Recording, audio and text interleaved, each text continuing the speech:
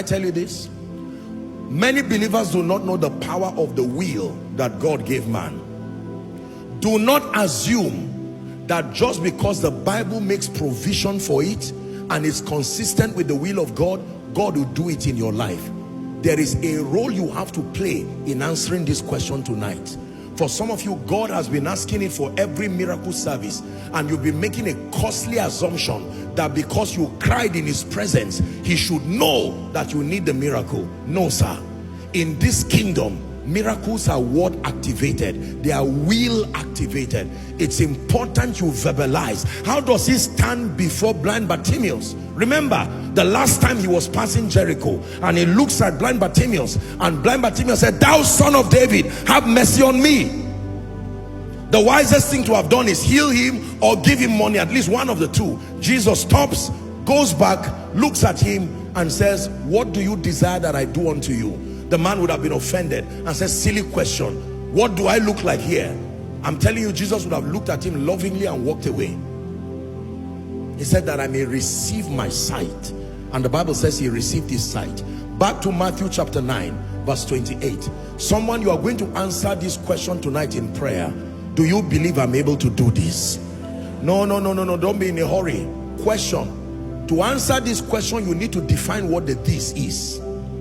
If your this is not defined, then your believing is false, because the believing is connected to this. He said, "Give us this day our daily bread." Are we together? Yes.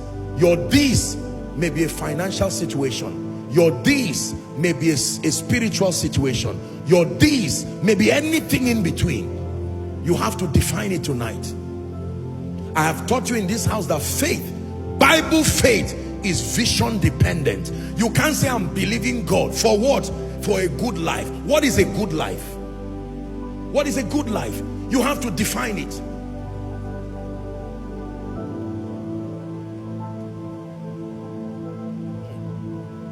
I'm believing God for lifting. Wonderful. What does that mean to you? I'm believing God for vibrancy. What does that mean to you? A resuscitation of your prayer life? A refueling of your passion for the word? Are we together? To be a believer with character, loving the house of God? Any of those still qualifies for spiritual uplifting. So what exactly do you desire for God to do? Many people come to God's house, they celebrate such a palpable presence, and you will be surprised. They just expect God to surprise them, and he will. But there's no definition. They do not know that since God gave you the will, he expects that you verbalize. The Bible says, "Be anxious for nothing." We're Bible students. It says, "But in everything by prayer and supplication with thanksgiving." It says, NIV here, okay, NIV says, "Present your requests." KJV says, "Let your requests be made known." Let is an act of your will. For someone, you need to come before God and be very defined. Yeah, sometimes you cry while saying it, but say it. You have to verbalize it. You have to verbalize it. Are we together? Lord, I'm trusting you. I'm in a financial situation right now.